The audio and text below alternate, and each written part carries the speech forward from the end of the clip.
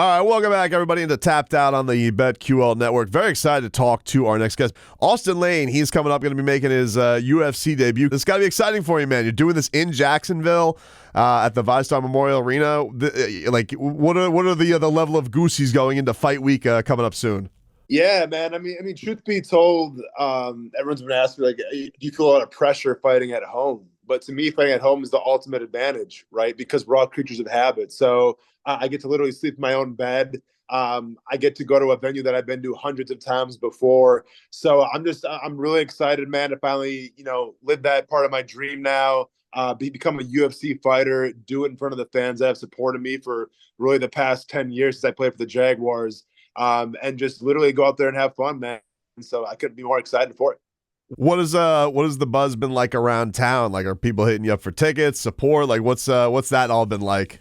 Yeah, there's been a few requests, man, but unfortunately, Dana White keeps a pretty tight leash on how many tickets I can give away. So everyone's got to go online and kind of get it like everybody else does, unfortunately. If I had tickets to give away, I'd give them away for sure. But no, the buzz has been great, especially in the past year or so in terms of the MMA community here in Jacksonville. It's really grown because, we started out with the past 2 years that only have one UFC fighter, from Jacksonville. And now I think we have four, getting ready to have five. So it's really grown in the past year. I'm honored to be part of that group of guys that has really kind of put Jacksonville MMA on the map, if you will. And obviously a great performance here only is going to push the Jacksonville MMA scene even farther. What do you think that had anything to do with the events being there in the pandemic? Because I went up there for that first one where the fans were back. I'm down here in Miami, and that was crazy, dude. Like, that was one of the things where, like, the atmosphere was nuts. Do you feel like that had an effect on people seeing that in their own backyard? Yeah, it definitely didn't hurt anything. Talk about when talk with COVID and everything, everything was shut down, and Jacksonville essentially took the risk, if you will, and said, "Hey, go and have have those big events in Jacksonville." And we're the only city, I think, that was actually putting on MMA fights at the time, and it worked out well. Obviously, the city made a lot of money, but also when you talk about some of those fights, and there's really two pay-per-views that got featured in the city of Jacksonville. And you want to talk about some of the fights of the year, man. I remember Gilbert Burns and Chimaev, man. Like, those guys threw down. And then you got Korean Zombie and Alexander Volkanovski as well. So, I think it's a combination of obviously, being at the forefront of MMA like they were for a couple of years with COVID, but also having some really great fights to watch as well. Austen, can you talk a little bit about your journey here? Because you were on Dana White's Contender Series. Obviously, it was a very highly publicized fight against Greg Hardy. I was one of the guys I was rooting for. I was like, I don't know if Austen Lane. I remember his ass getting drafted by the Jaguars and his time there. So that having something highly publicized like that, a loss, which is not uncommon in MMA, but it's much more public because a lot of people are turning into that.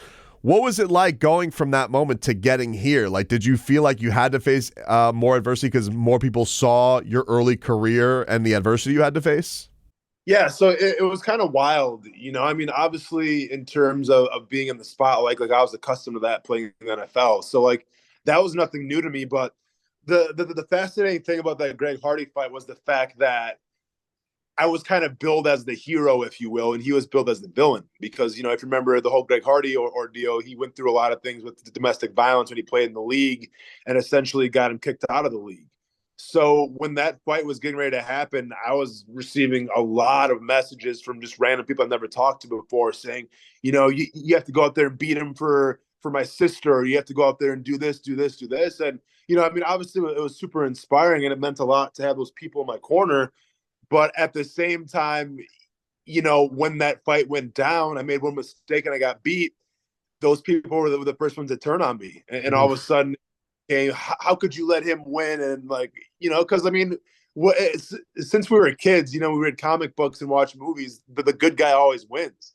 And unfortunately, that didn't happen. So when that went down, it took me a little while to adjust to be like, all right, what's the next play now?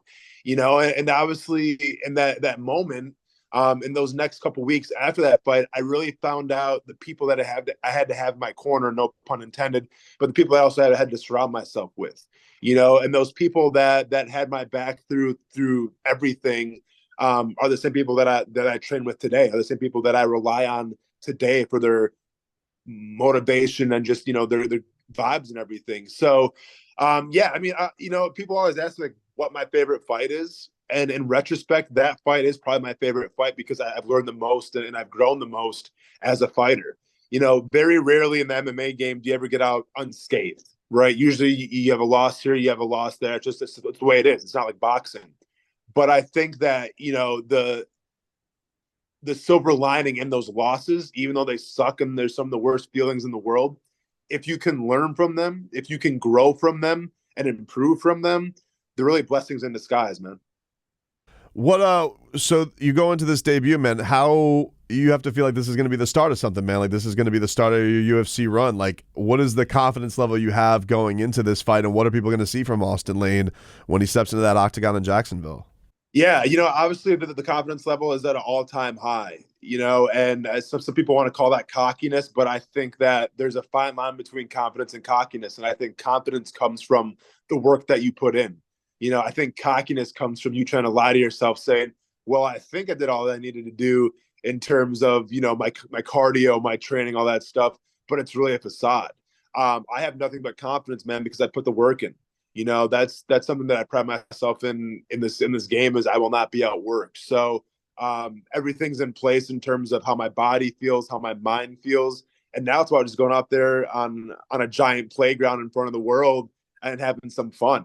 And I think when you talk about my opponent and Justin Taffa, you have a guy who's a very game opponent. I mean, you're talking about the UFC; they know exactly what they're doing in terms of matchmaking.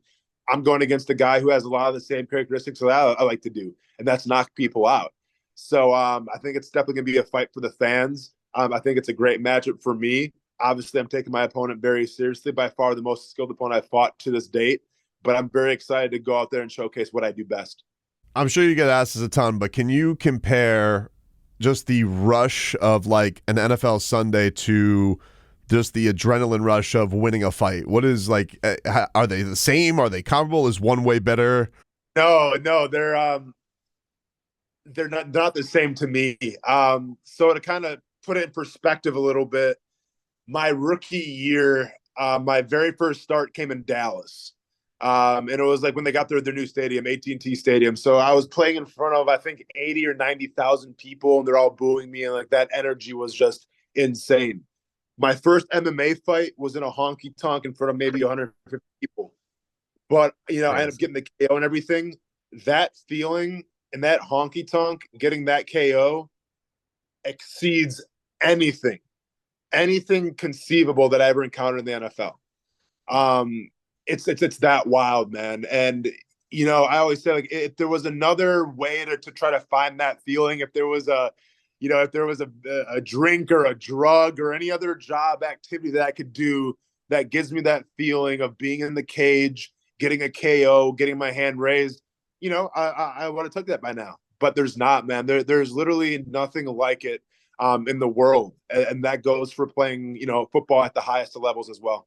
You guys can watch Austen Lane coming up. He is going to be coming up on UFC on ABC. Josh Emmett taking on Ilia Topuria, which is coming up on June 24th. That is a noon Eastern start for that card. Austen Lane is there, a former Jacksonville Jaguar, getting a chance to fight in that arena there. Hey, congrats, man. Wait on making it all the way here, and can't wait to watch the show. Very much looking forward to it. Dude, man, I appreciate it, man. Thanks for having me on. Anytime you want to chat, you have information, man. Just come find me. I appreciate you. Will do.